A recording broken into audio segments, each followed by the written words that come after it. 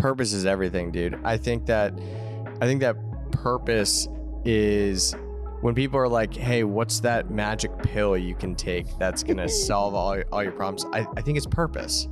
I really think. I think purpose is rooted in everything, and you can find a way to monetize your purpose. And it takes risk. That's the thing. You can find a way to monetize your purpose, but it takes an extreme amount of dedication and a ton of risk because it's never going to make sense.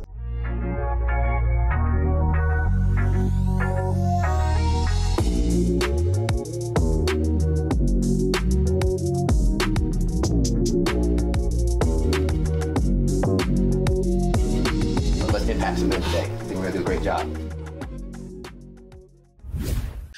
What's going on, guys? Welcome back to another episode of the Modern Man Podcast. I'm your host, Ted Phaeton, and as always, it's a pleasure to have you. Before we jump in, I want to remind you to hit that like button, hit that subscribe button, and of course, share this with a friend you know can get value from it as well. And to the fellows watching, I encourage you to check out The Noble Knights. We are a group of men elevating our capacity for life. We meet every week, and we take on challenges in our health and our fitness, our business and our leadership, our family and our relationships, and of course, our growth. So jump on in and of course join a community of men elevating their capacity for life. And I'm excited to get some wind in our sails today. I am not alone. We are in person again, as you can see. And I am with none other than marketing expert, consultant, Teddy Giard, joining me on the podcast here in Charlotte, North Carolina. In Teddy, Charlotte, up, we're back in person, man. Yeah. It's been a minute. Ted 1 and Ted 2, you know? Yep.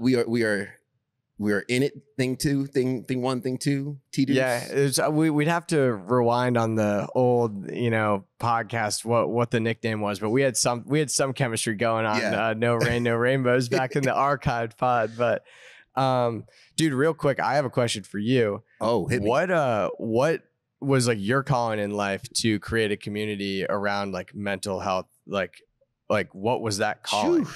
Oh man. Look at this right off the bat, hitting me with it. I think for me, it was seeing fruits of labor coming out of personal struggle, which is often the inception for a lot of entrepreneurs. Recovering Nice Guy. No More Mr. Nice Guy was the book by Dr. Robert Glover that I read that actually started changing the trajectory of my life. I started getting the things that I've wanted and prayed for and wished for through discipline, male mentorship. I got the girlfriend when I actually decided I was not chasing women at the time.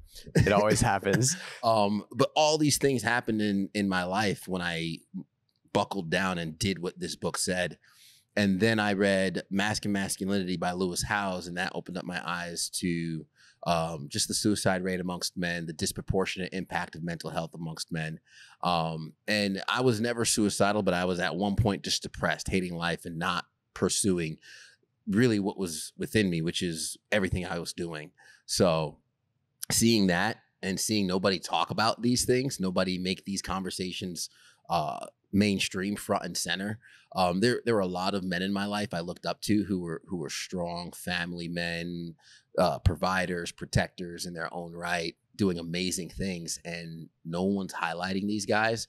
No one's building a community and building a blueprint on how to do this. Meanwhile, there's dudes everywhere who are lost. So I was like, okay, we need to bridge this gap. We need to make this mainstream because these men are out here, right? Some of them are my closest friends and I'm learning from them and I'm emulating them. How do we have these conversations, share these gems, these gifts, these nuggets of advice that will save jail time and money, and get it out And there. And lives. So you can't really build a support group. So I built a group of ambitious men because we all have that dog in us. Yeah. And build a community around that. No, man, dude, that's doing the Lord's work, man. That's like, it's the men's mental health rate stuff is really shocking when you actually look at it. I had a hero in my life, a relative actually lose his fight to mental health this past year. And so what you're doing here is like really cool. And so I think that keep building that community because people need it. And it's amazing. Like I've seen the strongest people in my life that I've looked up to the most and even see them, everyone has been depressed at one point in their lives and everyone will. I always say you can't forecast your feelings. Like life is just going to do its thing. So it's a matter of like who's around you and who's able to lift you up. And a lot of times the people that can lift you up are the people that are going to kick you back in shape. Yeah. So it's having the ability to adapt and keep moving, but also having that community that cares. And so, dude, like this is, I've been watching what you've been building, and it seems like I just want to say, like, it seems like it's really genuine and coming from just like you have a mission in life and you're fulfilling it. And I just have a ton of respect for like the time that you've devoted to building this platform. I appreciate that, man. And I received it. And dude, it's an honor to have you on the show. And we haven't even jumped into the start of things, and you're already getting me all emotional, man. About 5 minutes in. Yeah. But before we jump into the questions, brother, and I want to make sure that the audience has an opportunity to meet you and hear in your own words who you are, what you do, what you've been up to. And then we could jump into more of some of your background, your expertise in our questions. But I first want to give you the podcast, man, let you speak directly to the people. Totally. I think to sum it up, you know, I'm a consultant. I specialize in marketing strategy for outdoor brands, building and monetizing lifestyles. That's what we do, whether it's products, services, you name it. If you're selling a lifestyle and you have a mission, we want to help you sell it. So really, you know, I think one thing that resonated that you just said was being the yes man. My whole life, I really was the yes man. I was like, hey, let's take on that project. We can do it. It's great to be like a generalist and someone who's capable of solving anything. It's at a certain point in life, you specialize though, because you realize that you want to have time back with loved ones. And when you're generalizing, you basically just sell your entire life to the business. Yeah. So right now, what we have is a productized service where we'll build out your entire ad library, seasonal ad library. So you come to us, we're going to give you your seasonal campaign, the other campaigns you need for social media ads, plus editorial photos. And then what we do that's different is an entire shot list of footage that's pre-colored, pre-edited, so that your internal team can repurpose that and continue using that for the entire quarter. Nice. So it helps you guys stay on track for like a campaign structure. It also gives your team the freedom and flexibility to be creative. They have assets. Yeah. They have branded assets. The hardest thing about creating anything is not having the assets. If we give you the library, we want you to be able to go and do what you want to do with it. Yeah. So like our approach in general, we always start with research. We're research focused. We use that to position products, position brands. I'm a believer that you have to have a mission statement.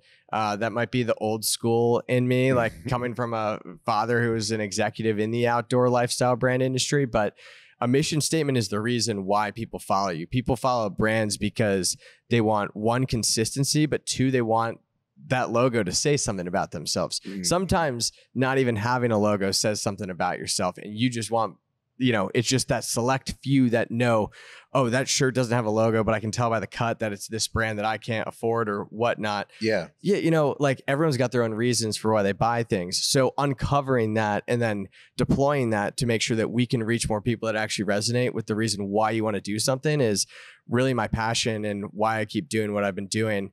I think a huge shift in my life recently in the past 3 years has been a shift from, you know, again, we used to kind of do everything, and I was very heavily involved in kind of the marketing the party scene, I guess you could say. But a huge shift in my life has been kind of looking at actually like party alternatives, health and holistic lifestyle focused practices are in travel. Anything that builds community and helps people get back more quality time or live healthier is really what I want to be doing, because I think as a marketer, if you wake up every day and you don't have a moral or an ethical dilemma as to what you're about to do, you don't understand marketing quite like you think you do. Yeah. Because you're influencing people's emotions and communities. And so if you actually take it seriously, you have the power to connect people with people that are going to help their lives and empower them. You also have the ability to give people products that could change their lives. Yeah. So it all comes from finding CEOs that have a purpose. And if we can empower them to share that message, that's what I feel like my calling in life is, at least at this point in my life. Yeah, man, that's amazing, man. I love that, because you almost think of the persuasion it takes to convince someone to buy. part ways with their hard-earned dollars. Totally. It is a skill, and for those who get really good at it, you want to make sure that the intent behind the skill is an authentic one. Yeah. Right. And when you connect it with a bigger purpose, you connect it with a story, watch out, right? Because then you have not only the capacity, but then you have the multiplicity to really do some good into the world when you match that intent and the persuasion for a cause. How has your personal arc matched your arc in business? Because you mentioned the transition from the party scene and all that, and I can go all the way back to you selling golf balls on the 14th hole, right? Yeah. To doing a backflip in a kangaroo suit on Shark Tank. But how has your personal arc in life transitioned to your arc in business? It's a good question. I think when you're selling a lifestyle of anything, you're always going to sell best what you live. So one thing that I try to do is see if, our team resonates with what we are selling. At the time, like in college, we were partying our brains out. That's why we were selling, party coolers and doing our thing. And that served its purpose and, God gave me an incredible launch pad, and I'm grateful for that opportunity. But when I finally took a look and, looked around and decided, hey, is this who I want to be? Am I selling what I believe in? Do I really trust my relationship with alcohol? Those sort of things. Like, it's interesting. I look at alcohol as something that can be great for people. That's hard to say. Like I don't think alcohol is ever healthy, but for some people, I think it gives them the opportunity to socialize and they wouldn't be able to otherwise. I think there are other ways to do it, but I think it's the most accessible, right? And socially accepted. Mm-hmm. So one company I am working closely with is called Rebel Rabbit. They're based out of Greenville, and it's a THC cannabis seltzer.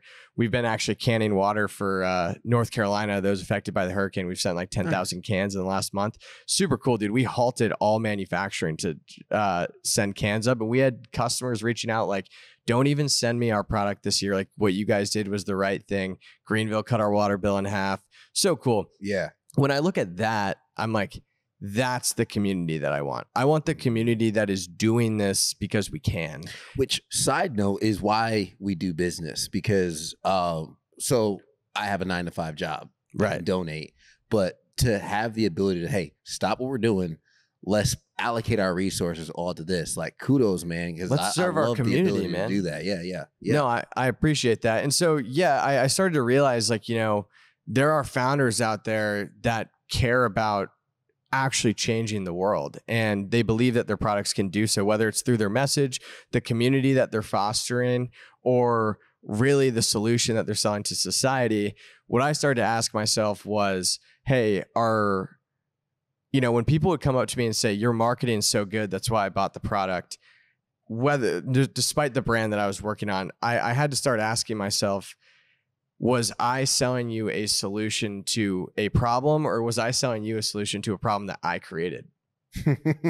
Explain that. Explain the difference. So there are people in life that want to sell you solutions. So they're going to exploit your vulnerabilities. They're going to exploit it's not always exploitation. A lot of times it's just, hey, this is a good laugh. This is a good whatever.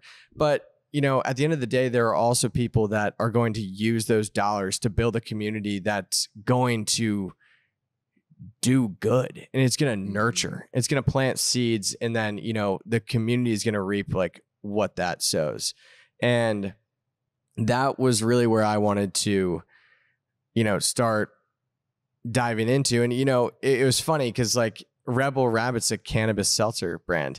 And at first I was like, all right, cannabis seltzer, like, I like to partake from time to time, but I was kind of thinking, all right, the second I got to know the guys, man, like the mission is to redefine social drinking. I was like, all right, explain that. So both founders, to their own degree, like came out of recovery in some way, shape, or form. And their entire philosophy is that when you go to a party or you go and socialize, they don't think that alcohol should be the only option for people. So whether it's non-alcoholic options, hemp-derived THC, you name it, but they want other options for people. There are plenty of people in recovery. And alarmingly, when I started, because I was kind of bullish on it at first, and I would tell the guys this to their face. But when I started surveying our audience and realizing that we were changing people's lives with this product was something that they could use and socialize with. These people were in recovery and it was actually making a difference. I was in. At that point, I understood. I was like, wow, like, so for me to answer the full question, it's getting involved with products that are actually going to build something and cater towards a mission that is much bigger than ourselves. I want to change the world with the brands that we're building. And, I think that the ones that we did were great and they gave us that launch pad, but there's room to dive deeper. Yeah. And so that's really where that goes. And at this point, success, a mentor told me, he's like, successful people say no, really successful people say no a lot. So we have the luxury of being able to work with who we want to work with. And we keep a very narrow focus on, what we try to sell and what we try to bring to the world. Yeah. And so, at the end of the day, I want to support founders that truly believe that they're doing right by others. And, Rebel Rabbit's one example of a company in our portfolio, but that's, I think that they're a great example of some guys that are really trying to change the world. Yeah. Yeah. No, that's fantastic, because I think clarity in self helps with clarity in execution, which helps clarity in what to say no to. And paralleling this for a lot of the guys watching, a lot of the efforts we put into our day job, into the routines that we put ourselves into, if we don't feel connected to the purpose, to the actual value that we're pursuing, I feel like we're not fully emptying the tank for that. Spot on. That's actually a great segue, because I was kind of like alluding to like alcohol, like what is my relationship with it and whatnot. And these guys really gave me an environment to like think about that. Alcoholism runs deep on both sides of my family. It's something that I would consider myself as somebody who probably like, tightroped with it. I never felt a dependency. There were points where I was capable of reaching, where the foot gets stuck on the gas pedal, you know what I mean? Yeah. And that, to me, it just always scared me where that could go. And, for one of those reasons, seeing that we were bringing alcohol alternatives to the market, seeing how this was actually changing lives of people who were alcoholics, and, realizing that maybe this is a solution that, no one's just really thought of yet. Yeah. And that was really cool and something that I resonated with. And, I feel like I have a very good relationship with alcohol now, but taking that step back and, saying, hey, I'm going to go sober for, I'm going to go sober for 9 months, see what happens. Like everyone in their life, I think would get tremendous value from going completely sober and, in a sense, isolating themselves for an extended period of time, whether it's a month, 2 months, you name it. But what you learn about that yourself in that window is alarming. I just think that it was always one of those things where, hey, let's see what, I did 75 hard. Let's see what 75 days feels like. Yeah. I felt so good after those 75 days. I was like, why do I want to start drinking again? And then I started to think to myself, like, well, okay, what's another month? What's another 2 months?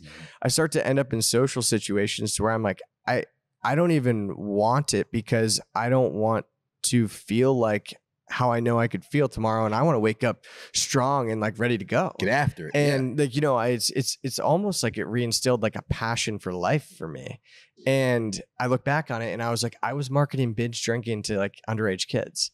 And that's fine, because I was an underage kid that was binge drinking and that was what we were doing.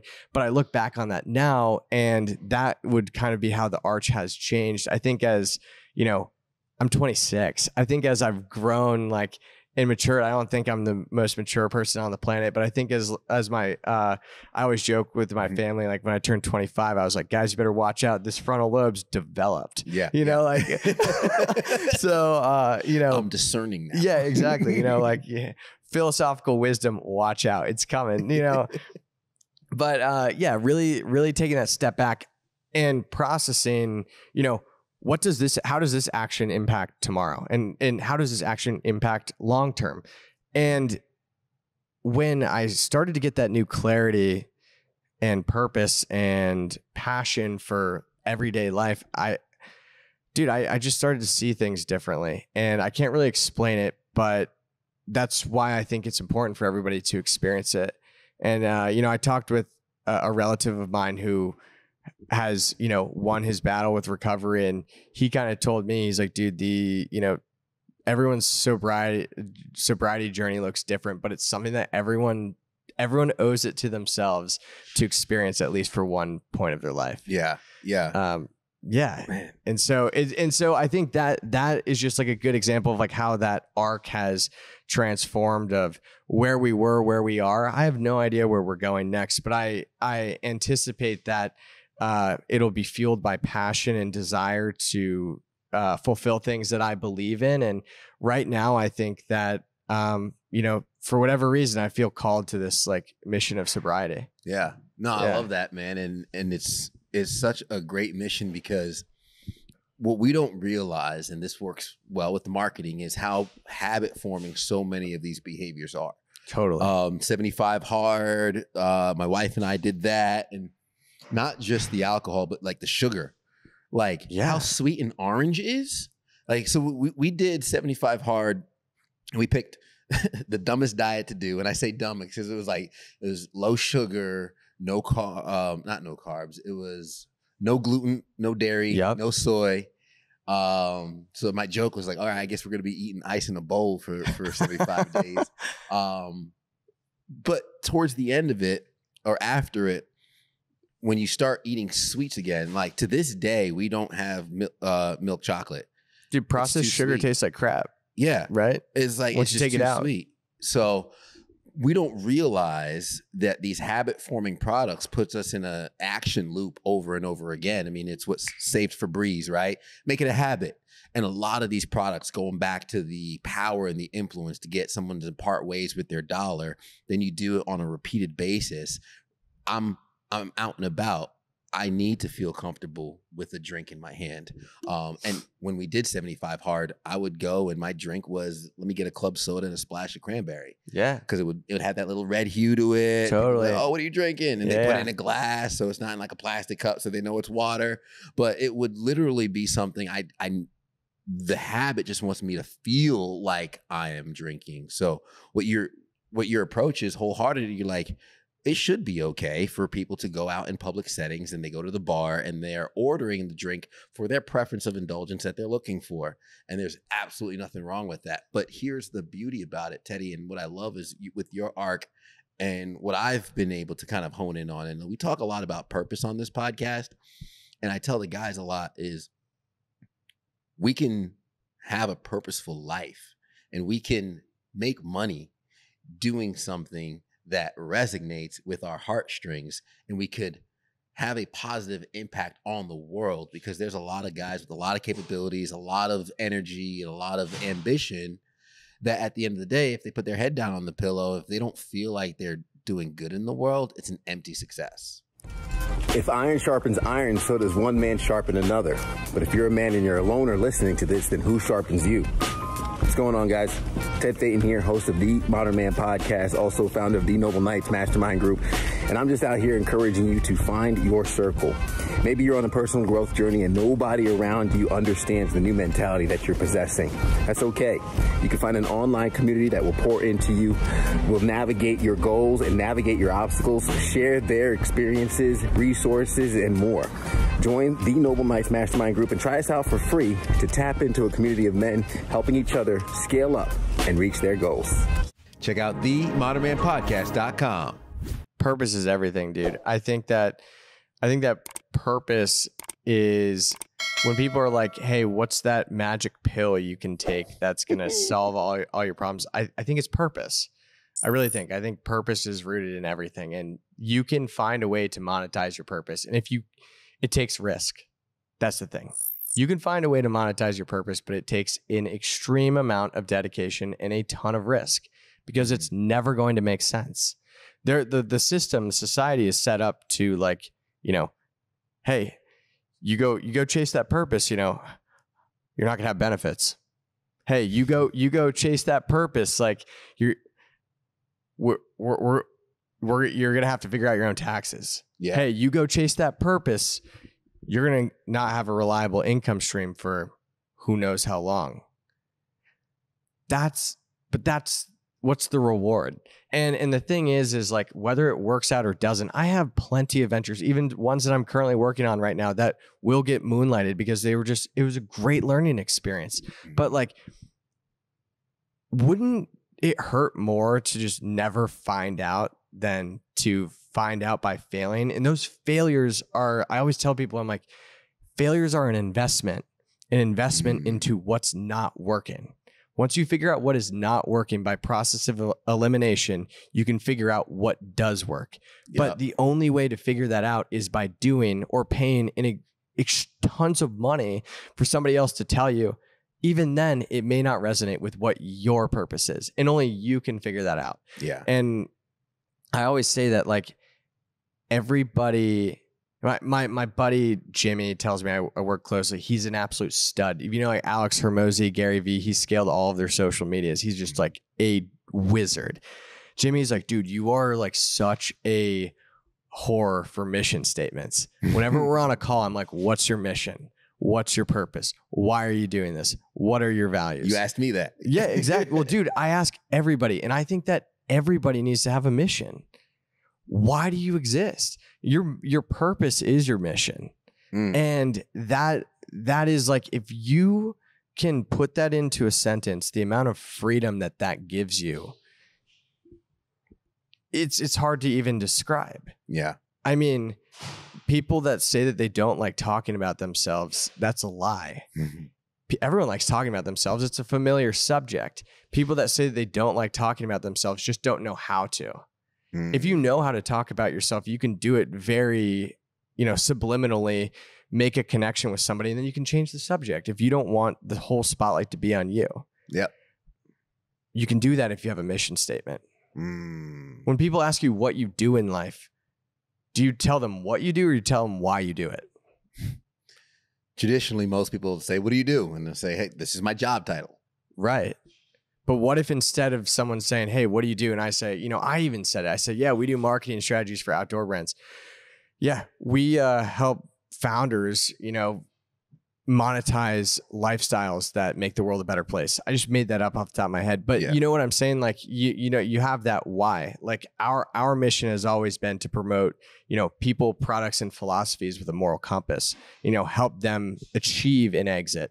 Because once they achieve an exit, we believe that what they'll do with that money will either build or compound more businesses, more communities, and then also offer like a charitable like framework that hopefully others will jump on board with. Yeah. But when we can explain that, people are like, that's more appealing to want to be on board with than just, hey, we're another, we do paid advertising. It's, start to define yourself with why you do things as opposed to what. And that's also the key to marketing. Like if you literally start telling people care more about like, think about it. How much more vulnerable is it to talk about your philosophies in life than your frameworks? True. Your philosophies will get people to want your frameworks. Your frameworks don't necessarily make people want your philosophies. Yeah. Be vulnerable first, provide the value, and then sell the implementation. Same way with a product. It's almost like the philosophy is what it builds the connection, right? Like if my framework is the fuel, you still need a spark. And the philosophy is that spark. Someone doesn't feel connected to it, right? They don't know how much you care. But if I'm selling, I don't know, let's say I'm selling lotion for ashy people. And I'm like, hey, this lotion cleans you up. nobody cares. But if I talk about, I have been ashy my entire life. I was the butt of jokes, humiliation, and bullying. And I dedicated my life to finding a solution to this pain point that I grew up with. And it is in the form of this serum that allows me to no longer be made fun of. Like, oh, snap, you get me. Wouldn't you define that as having a purpose behind the product too? I mean, yeah. Exactly. That is lined up. Yeah, totally, dude. And so it's always one of those things where everyone likes to make it seem like rocket science. And the thing is that like marketing and branding, effective marketing and branding just take time. And the reason why people don't want to invest in it is because it's a long-term game. It's like going to the gym. Anyone that has gone to the gym and watched their body transform then realizes that after their body transforms, so does their mind. Yep. Once their mind transforms, they realize that there's a mind-body connection. We get hippie on it. Start doing breath work. Start doing other things. Start like, changing up your diet. You start to realize, hey, when I eat this, I feel like this. Boom, boom, boom. Exactly. Yeah, that's my whole journey. Dude, but it all started with doing something and actually devoting the time to do it. Yeah. It's the same thing with branding. People want a mission statement right away. You're not going to get one. You got to figure it out. You got to figure out why you exist and like what your purpose is. What problem are you solving? Define that. Put that into terms that like I can understand, that anyone can understand.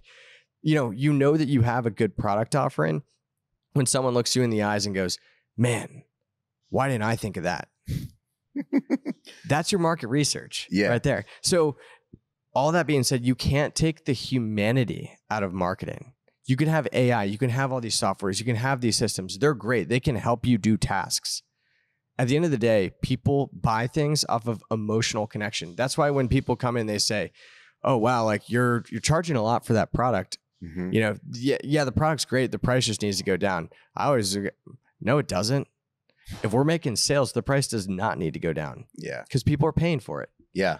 People see value in what we're doing, why we're doing it, and people will pay to resonate with that, especially when they believe that that money is going towards something that's bigger than themselves. And in our world, we're able to share that message. And that's where the future of marketing and transparent branding will go, is people are going to want to say, hey, like you told me that you're going to go deliver water up to, Asheville, North Carolina. Like I want to watch you go hand it to somebody. Yeah. Yeah. And that's what we did. But that's that next level of transparency. And that's what people resonate with. And people will pay more money to know that you have good morals and good intentions behind what you're doing. And there's a bigger reason than just trying to become the next guy with a lake house and with a smiling face on a jet ski, Yeah. Thumbs up. Cheese. Yeah. I'm looking at the camera for that. Yeah. But man, that's powerful though, because it's transparent, but it's also, and to relate this to the guys watching, I always think is like, what's the mission? Right? Like just speaking in masculine terms, we wake up, what's the mission? Give me the mission. I can go through the process and fulfill it. I just need to know the mission.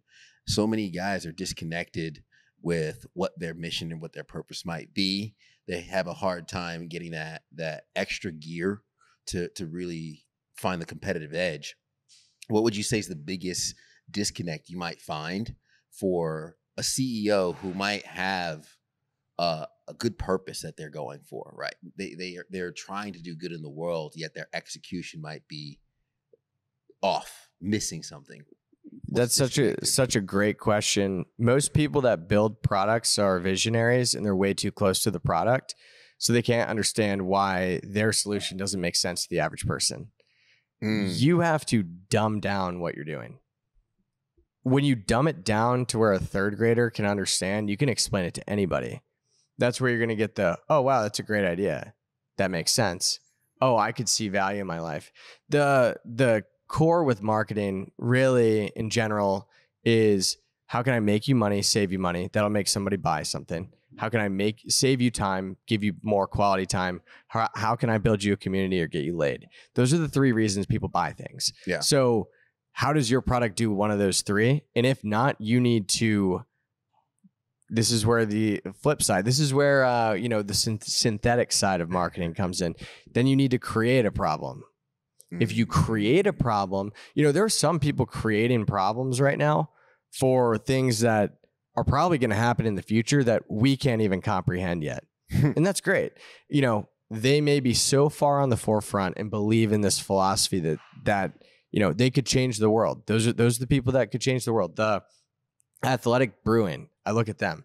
When they came out with like a mainstream lifestyle based non-alcoholic beer, like they couldn't even sign like their first couple like you know, manufacturing runs, like purchase orders. Yeah. Because people were like, nobody wants that. That's ridiculous. Like you look at all like non-alcoholic, you know, beverages, it screams like I've got a drinking problem or whatever. Like whatever. They said, no, we see that there's a movement in non-alcoholic lifestyle, and we're going to create that community. That community is then going to, you know, we're going to nurture that community with our product, and then they're eventually going to go sell it for us. That's exactly what happened, dude. They just did like $1 billion acquisition. And you know, that's a great example of like there was a problem. No one noticed it, so they had to create it, right? Yeah. They had to make it bigger. They had to bridge that gap. But there's also that issue of like creating problems that don't actually exist. Is it that they had to create that problem? And this is also a selfish question. Yeah. And it's a question for obviously all the viewers and the followers of The Modern Man. Appreciate you guys. Hit that like button and the subscribe button. But is it that they had to create the problem, or they had to create a space for people with the problem to gather? See, that's better said, actually. Way better put. Yeah, they had to create the space. They had to, you know, create the bridge, identify the gap. Mm-hmm. You know what I mean? And so that was kind of what I was alluding to is, you know, when, like, what was the problem there? People didn't resonate with non-alcoholic beverages because they felt like it said something about them. Well, what if we just flipped it on its head and then positioned the product as athletes that, you know, athletic brewing. You're an athlete if you drink this, and athletes want to be able to get up early in the morning to go run and work out, and they can't afford to be hungover because they just don't have the time to do it. Yeah. Okay, now you're selling time. Now, when I buy that drink, am I buying it because I need it or the solution or whatever, or am I buying back time? Am I buying something for my future self? Yeah. Again, like, so long story short, it's the CEO and founder a lot of time are so close to it, they can't see it. And it's really hard to look beyond, you know, what's right in front of you. Because, dude, if this is your product, you built it because you believe that the solution is going to change the world, right? Mm-hmm. And it's really hard to get behind the idea that people can't see that too. Yeah. Right? Because you're like, what do you mean you can't see it? I risked everything to do this. But that's just how it is. And so even when I've had to put on my founder hat and do things, it's just so hard. I end up going outside looking, hey, tell me how this looks, because I can't see it. Yeah. I'm looking out at the world with this, what I believe is a solution. Does it even make sense? You need to tell me. Yeah. And so the gap most of the times that people can't explain what they do and make it digestible. They think they're putting out stripes, but people are picking up polka dots. Right. If you don't have a foundation where you can explain, here's the problem that we're solving, here's why we do it, and here's what we do, our process that makes us different, and then through that, tell that in a way that also communicates your values. If you start jumping straight into like product campaigns and you know, seasonal, like the cute stuff that you see on social media, like you're just burning capital, dude, because you don't have a foundation, and you need a foundation to build off of. And once you have that foundation, you can really scale. It's if that foundation is adopted. Yeah. If it's found wanting in a community that you gather, not necessarily, I mean, because you mentioned creating the problem, but there are a lot of communities who create their own problems, right? And they're problems that you only know about because you're executing or doing the same behaviors as X amount. Like, let's say, you know, there's someone watching and they're president of the knitting club, and they got calloused fingertips, and there's special ointment for the fingertips. I have no idea about that problem because I'm not knitting like they are. But sometimes it is our unique approach to life, our unique experience in life that is the answer that we've been looking for. 100%. And that solution only makes sense because you were able to identify that specific, unique situation, and that's specialization. So what's funny about it is you could have the exact same product right there, like let's call it like fingertip ointment, right? You could have the exact same product, and somebody who is using it for people that play guitar because their fingers start to bleed over time or get calloused, if they position it towards them and sell it, they could sell it for way more than somebody who just puts fingertip ointment out there that helps you with calloused like tips of your fingers or whatever. Knitting fingers. Yeah. Well, knitting is even a great example because you do guitar, knitting. Now you have like a specific individual that you made this for. That individual, because you made it for them, you can charge way more money for it because the guitar player or the knitter is going to go, oh my gosh, I've had that problem. That person made that solution exactly. This is exactly what I've needed. Yeah. They read my mind. Why hasn't anyone done that? And it resonates with you. And at that point, it's called value-based pricing because you're buying a solution. It's something that you resonate with. Yeah. You know? Yeah. I don't want to skip over something you said earlier on the podcast about time and solitude, because I think it segues perfectly something you just said about if you have the foundation, right? Someone wants to understand their mission, their purpose, the actual problem that their product solves or their service solves. Without that foundation, right, everything else is wobbly. How did your time in isolation, or how can someone's time in isolation help them identify maybe their unique self, or maybe see the forest instead of being in the trees so close to the product with their own business? That'll help gain clarity. I'm interested into your recommendation on that solo time. Right. I think what like silence and solitude gives you is emotional awareness. For me, I was in a position that we had grown. I was leading people and whatnot, and I realized that I would just get so frustrated when things weren't done the way that I expected them to be done. It's the classic, founder or executive expecting someone to work as hard as them, right? You need to realize that like maybe you've been training for an Ironman, and the people that are coming in, clocking in each day are getting a paycheck, and they just want to run like the turkey trot 5K when they have to. Yeah. You know what I mean? And so that's fine. But you can't expect them to start training like they're going to do a marathon when they just want to go do the turkey trot on Thanksgiving. So for me, it was taking a step back and realizing like, okay, what are my weaknesses? Let's start with me, because I'm now pointing out everybody else's weaknesses, but like maybe I'm the problem. Maybe, right? And that's hard to realize. And so T-swizzle. Yeah, exactly. Exactly. But realizing that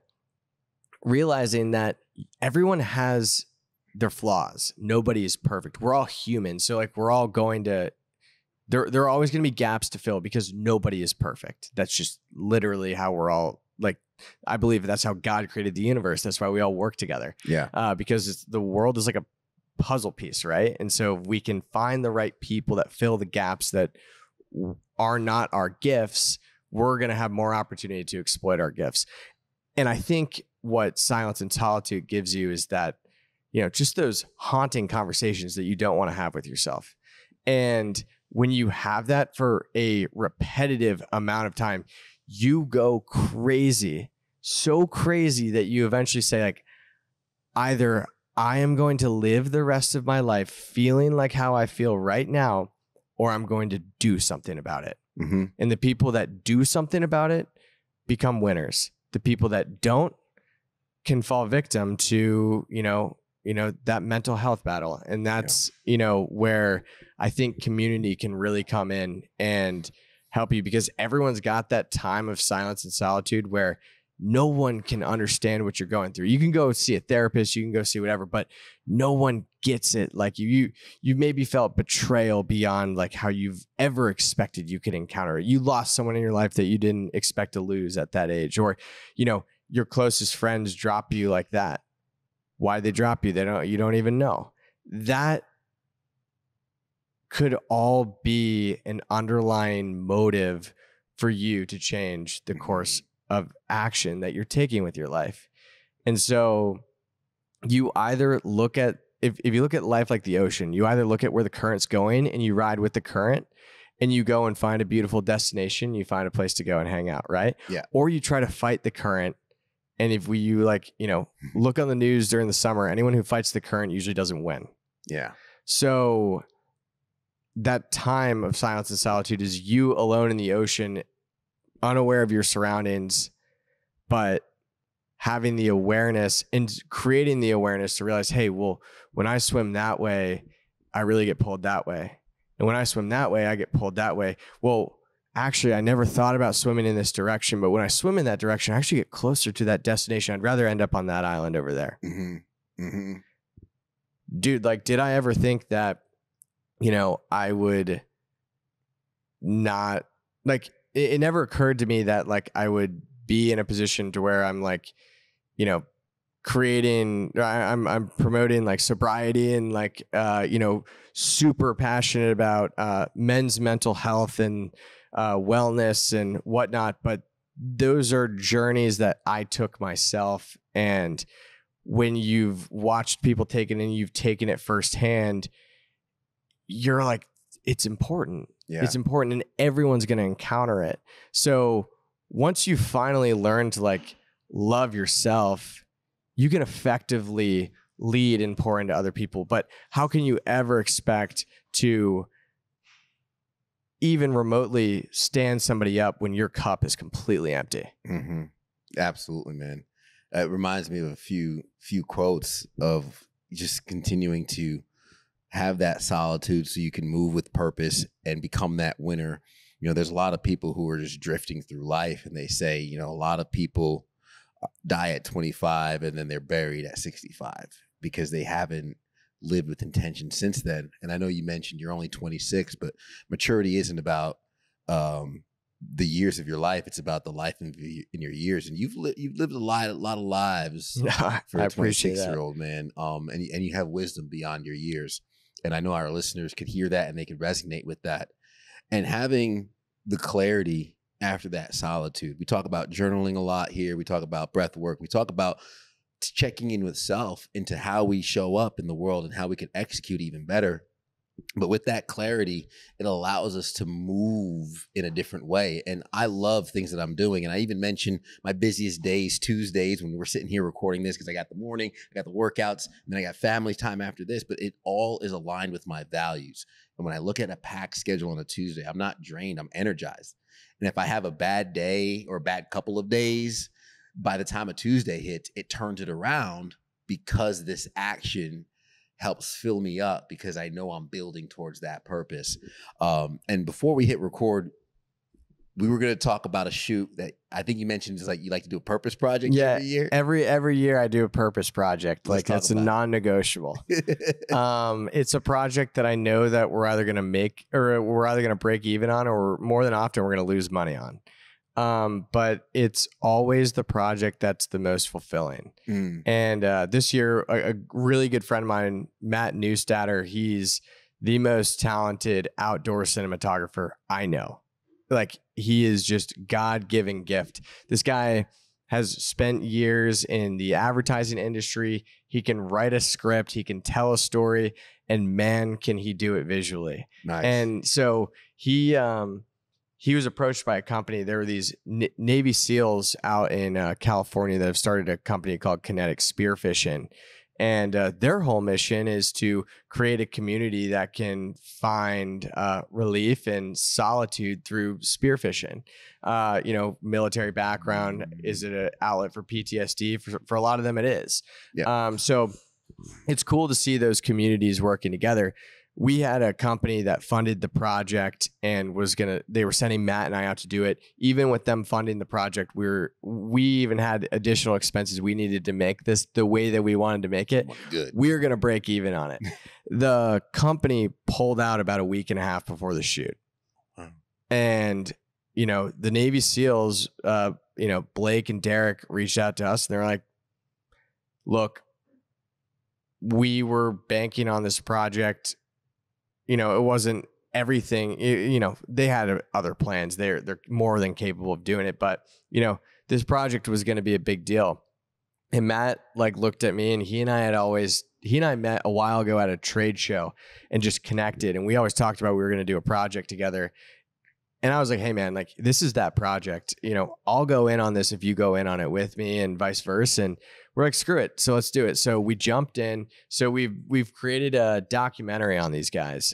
We've just finished filming, but you know, they manufacture these spear guns in Montana. We were out in Montana on a ranch, you know, shooting, watching Navy SEALs like with their own artillery range out that they've like dug up themselves and set up fake hostage situations and whatnot. And you know, it's crazy, dude. And so getting to see that side, getting to understand their mindsets and philosophies, like those guys are like incredible. Like each one of them has an incredible story. Each one of them has like a mission beyond themselves, but they all unite around this one core belief. And it's for them, it's spearfishing and the relief that it can give, you know, one, people that are suffering from mental health, but two, like just this military community that they feel called to pour back into. Mm-hmm. And so we went and spent 4 days out at sea with them on like a 32-foot center console, spearfishing, chasing down big fin tuna, which, dude, I didn't necessarily know like what I was getting into, but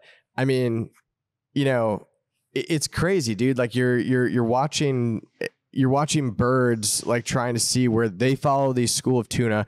Tuna, like for anyone that doesn't know, are like, they're shaped like a raindrop. Yeah. And they like plummet through the water. Like their fins actually like there's an indent on the side of them to where their fins go in.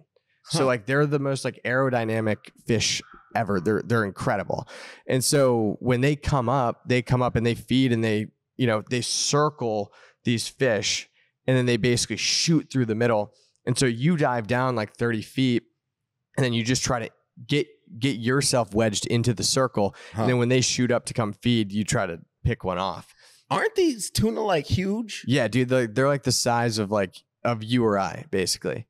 Chicken of the sea, bro. Yeah, it's crazy, dude. But you're doing that as like, you know, seas are crazy. You know, you're going up and down. You know, we spent all day searching for tuna, didn't find one all day, and then like at sunset, like we get on them and like we're going.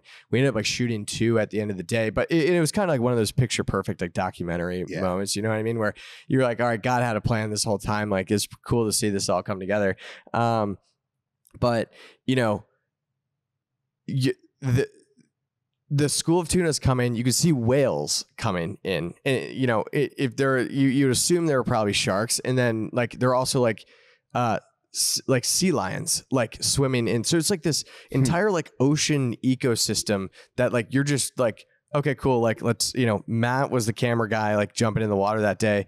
Like Matt's like, okay, cool. See it, like jumping into the water, like, you know, and they're diving down to go swim. But the footage we got from it's incredible. And this will be one of those projects that I think kind of, it just moves the needle on like, you know, every year it's like, you know, just shows like what we're capable of doing when you get the right crew in place and when you do something for the right reasons. And these guys have taught me a lot about just like life in general. But that was one of those projects that I was just like, man, that one, it's not even done yet. It'll be done next year and we'll stream it. We'll do some like local shows and stuff. But that was one that was just like, man, that felt good. Yeah. That felt good. Worth it.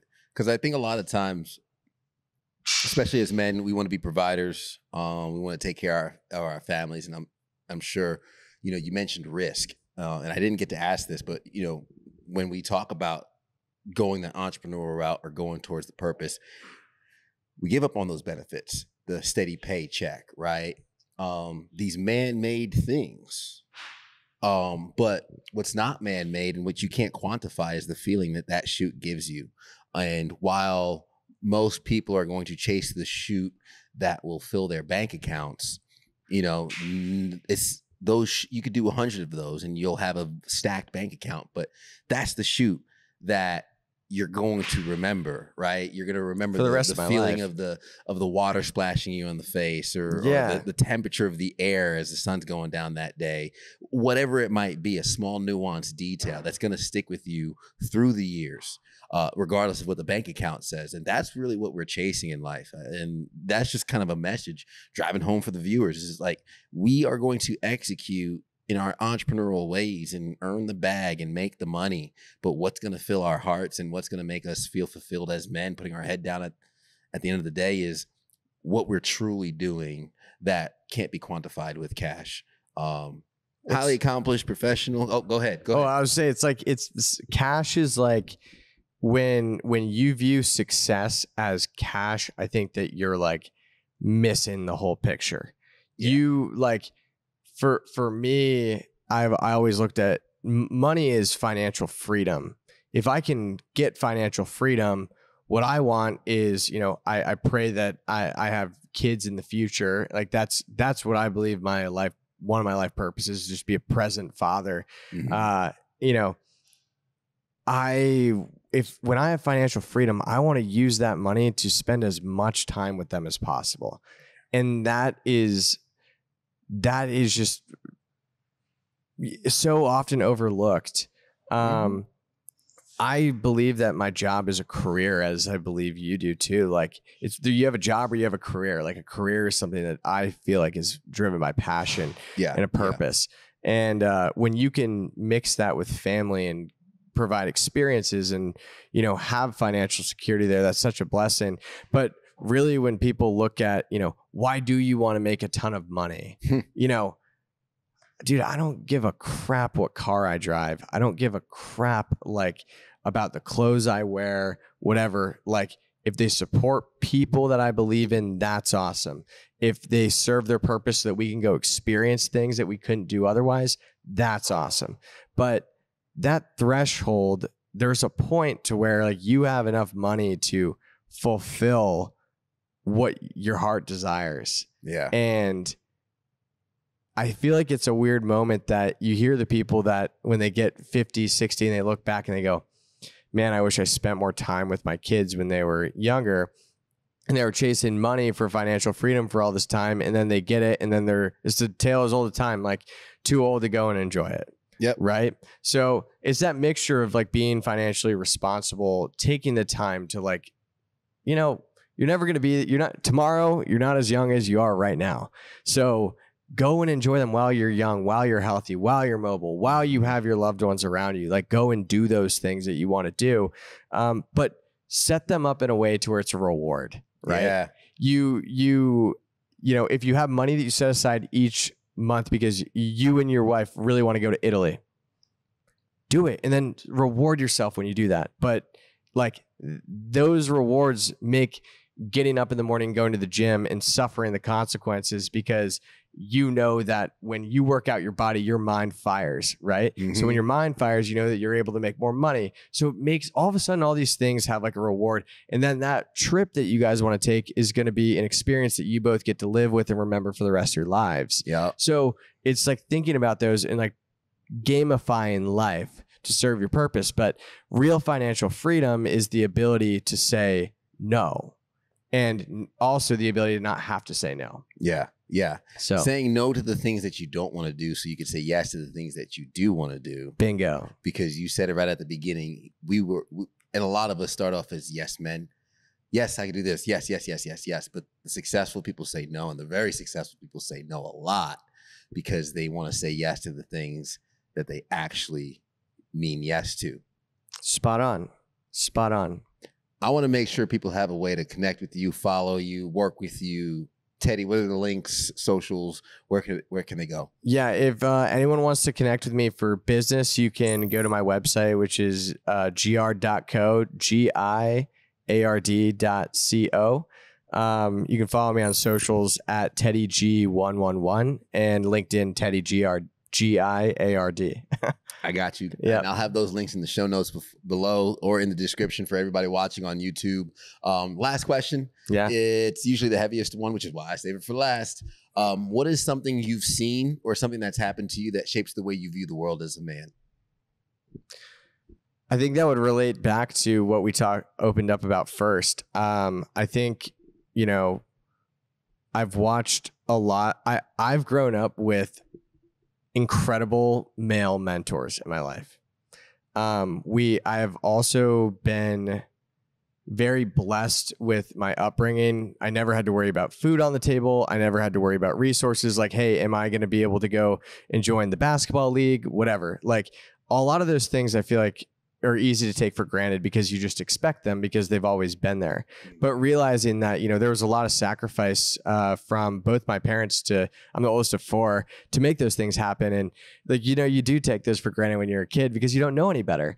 It's the same way when you're super young, you go see something beautiful and then you go back to it later and you're like, man, when I was young, I had no idea that it looked like that. Yeah. But just that feeling. But I think, you know, my dad has been such an incredible mentor to me, and I've watched him throughout his career climb up, and, you know, with each new job was a, you know, nicer house, was more freedom, you name it, you know what I mean? And he worked his tail off to get there. I've also watched, like, you know, my dad, my hero, like battle with like mental illness and like anxiety from work, from something that he once loved, you know, take him down. And seeing the strongest people in your life battle with mental health is serious. And, you know, I just spoke that I had a relative like lose that battle, and that's really hard to cope with because it's never going to make sense. And he was kind of one of those people in my life that was, he filled a room. When he walked in, he just had a presence about him. And when my dad was going through stuff, he was always such a jovial, like just asset and figure in my life that I never in my life thought that anything could take him down. Yeah. And what ended up taking him down was his own thoughts. And that's, you know,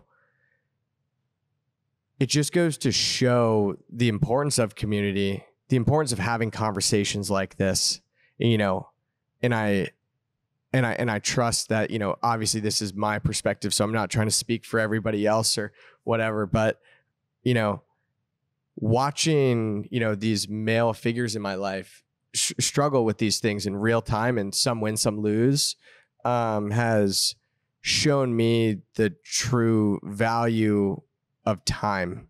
Mm-hmm. Because you never know when your last moment with someone may be. You never know, you know, what memory is going to end up being a core one down the road.